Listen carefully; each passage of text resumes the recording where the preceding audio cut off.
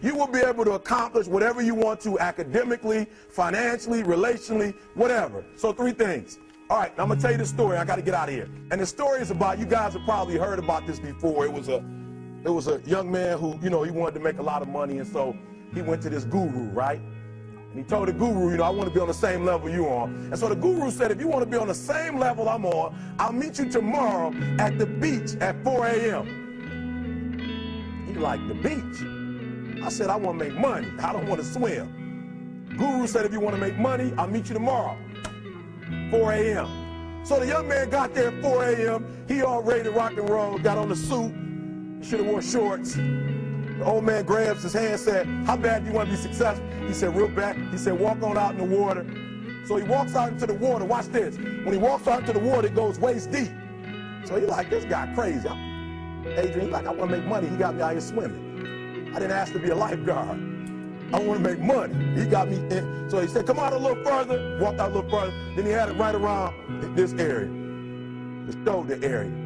So this old man crazy. He's making money, but he crazy. He said, come on out a little further. Came out a little further. It was right at his mouth. My man like, I'm about to go back in here. This guy is mine. So the old man said, I thought you said you wanted to be successful. He said, I do. He said, walk a little further. He came, dropped his head in, held him down, hold him down. My man getting scratching, holding him down. I got you. I know you brushed it out, but I got you. He had him held down. I need you for an illustration. He had him held down. Just before my man was about to pass out, he raised him up. He said, I got a question for you. Somebody answer the question for me. He said, when you were underwater, what did you want to do? Lee, I'm looking for a different word though than lip. What's that word? He said, I wanted to breathe. He told the guy, he said, when you want to succeed as bad as you want to breathe, then you'll be successful. I don't know how many of y'all got asthma in here today, but if you ever had an asthma attack before, you short of breath, SOB, shortness of breath, you wheezing. The only thing you trying to do is get some air. You don't care about no basketball game. You don't care what's on TV. You don't care about nobody calling you. You don't care about a party. The only thing you care about when you're trying to breathe is to get some fresh air. That's it. And when you get to the point where all you want to do is be successful as bad as you want to breathe, then you'll be successful. And I'm here to tell you, number one, that most of you say you want to be successful, but you don't want it bad. You just kind of want it. You don't want it badder than you want to party. You don't want it as much as you want to be cool. Most of you don't want success as much as you want to sleep. Some of you love sleep more than you love success. And I'm here to tell you today, if you're going to be successful, you've got to be willing to give up sleep. You got to be willing to work off for 3 hours of sleep, 2 hours. If you really want to be successful, some days you're going to have to stay up 3 days in a row.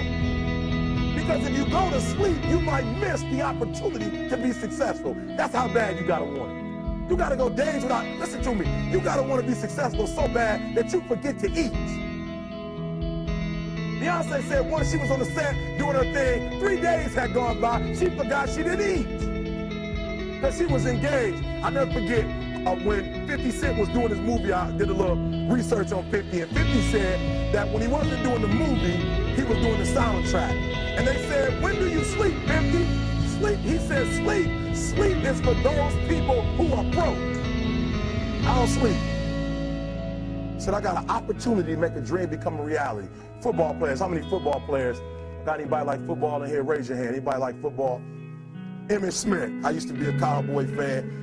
Before they did my boy Tom Landry wrong, I used to be a Cowboy fan. And watch this, there was a commercial. Emmitt Smith had won his first Super Bowl, and he had this commercial when he was lifting weights. I don't know if you saw the commercial when he was lifting, and he said, Emmitt said, you know what? I won the Super Bowl, so I can rest now. He was doing his bench press. So he said, I won the Super Bowl, so I can rest now. So he throws up about 325, boom, and he rests for about 2 seconds. And he boom, boom, boom. Did you see that? He'd already won a Super Bowl. He said, I think I'm going to take a rest. And he rests for how long? 1 second. Most of you won't be successful because when you're studying and you get tired, you quit. And I'm here to tell you today, if you got somebody came to my office the other day crying. I said, look, don't cry to give up. Cry to keep going. Don't cry to quit. You already in pain. You already hurt. Get a reward from it. Don't go to sleep until you succeed. Listen to me. I'm here to tell you today that you can come here, you can jump up, you can do flips, you can be excited when we give away money. But listen to me, you'll never be successful until I don't have to give you a dime to do what you do. You won't be successful until you say, I don't need that money, because I got it in here. So listen to me. Emmett Smith said this at the end of the commercial. Emmett Smith said, all men are created equal. Some work harder in preseason. I'm going to say it again because you might have missed it. All men are created equal. Some work harder in preseason. So that means that there are some people who are going to see the professor, going to see the TA. And even when the professor says, I don't meet with you, my TA meets with you, you say, I don't want to talk to your TA. I don't pay the TA. I pay you to teach me. So you're going to have to find some time to meet me. If I got to meet you at the mall, if I got to meet you at your house, you are going to see me.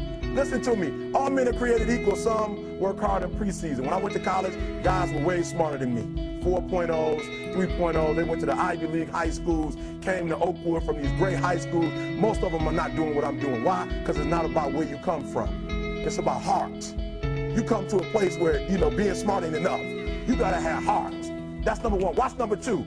Number two, catch number two. I wrote it down. I wanted to make sure you got it. It says to be, watch this.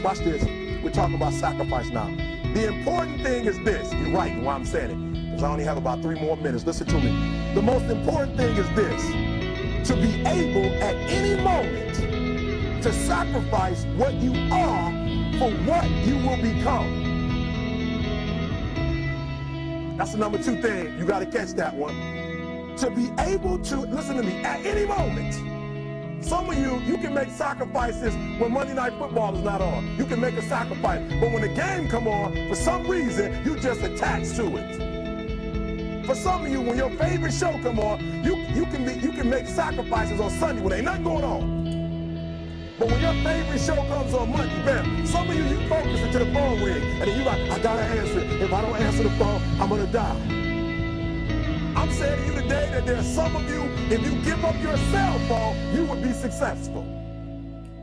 But your cell phone is more important to you than your success. I'm gonna say it again. I'm gonna hurt somebody. Some of you need to give up your cell phone, because the time you spend on your cell phone could be used for your success. The time you could be using to be successful, you're using it on the cell. And the cell phone is not bringing you nothing but a bill. And somebody has told you you couldn't live without it. I'm talking about going deep now, giving up stuff. Watch what it says. To be able at any moment to sacrifice what we are for what we could be. I don't do well in math. You're right. You ain't never studied. I'm not good in writing because you have never written before. But I dare you to fail in writing for a whole year to see if you can get to the end. I dare you to fail. I dare you to take that same class over and over again. I dare you to stop dropping classes like you soft. Always want to give up. I'm dropping. Why are you dropping? I'm so grateful that the slaves didn't drop and quit. Say, I'm just going to stop. I'm a slave. I'm just going to be a slave. I'm going to quit. Listen to me. The slaves said, we will live because one day we will become. We won't always be slaves. So today, although we're slaves, we're going to act like we're free, and one day our children will be free. If the slaves would have just said, we quit, we give up, we would have died in the middle passage. But some slaves said, I don't care what we go through, we're going to survive this. 400 years of slavery, we're going to get through this. And you can't get through it 1825. You can't get through a writing class, and you got tutor after tutor, resource after resource. The problem is, you ain't never felt no pain before. You're soft. It's a soft generation. You quit on everything. Our people did not quit. Harriet Tubman not only made it, she went back and got some more. She said, you know what, I made it, but I'm going to walk all, listen to me, shh, not ride the bus. I'm going to walk all the way back down to the South to get some more. And you quitting on 1825? Now watch this. You quit after you, listen to me, you get a sleeping bag and you wait for them. You wait for the first WRA instructor to come in, and you come out your sleeping bag, I need help. You quit after you do that. You quit after you had, listen to me, a WRA party. I'm having a party. Everybody come over. I got food, everything. And let them get over there. Let it be all the best writers. All right, I fooled y'all. I want to have a writing party.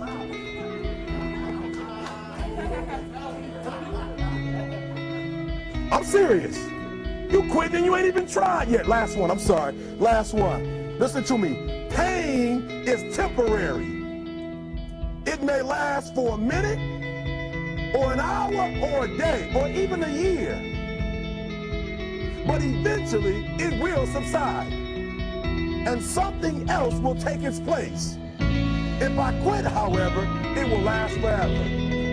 Listen to me, I'm telling you as I leave. I'm telling you as I leave, I was homeless for 2.5 years. And the problem with most of you never felt no pain before. Y'all spoiled. Y'all spoiled. Some of y'all spoiled, just bottom line. Your parents have done everything for you. You never had to do nothing for yourself. You're spoiled. We're going to keep it real tonight. Some of you are spoiled brats. Every time you ever got in trouble, somebody in your house got you out of it.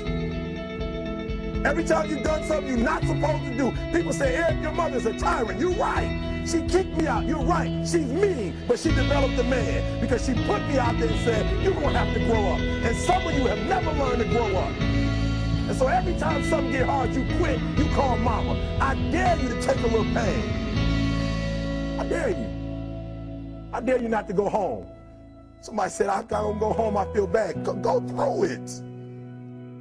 You ain't gonna die. At the end of pain is success. You're not gonna die because you're feeling a little pain. I'm not eating like I eat at home. That's why you're about to go to the next level, because if you keep eating like you ate at home, you'll keep being a boy or a girl. It's time to become man, woman. So don't worry about a little pain. My greatest asset is I was homeless, so I can't feel a whole lot of pain. I've already been alone. There's not a whole lot of hurt I can feel on a little paper, on a little test. So I leave you, listen to me. We have gotten to a point where it's midterms and we're moving forward. The days of you getting money, I'm not saying we're quitting, but I'm saying the day has got to go from external to internal. You have to give it everything you got. No more TV, no more parties, no more playing. If you don't have a 4.0, what you need to be doing is studying. Get off the phone. I'm sorry, I'm not available until the end of this year. No, I'm for real. You reached the right number, but you called me at the wrong time. Call me back January 1st. I'm about to get busy now. Huh?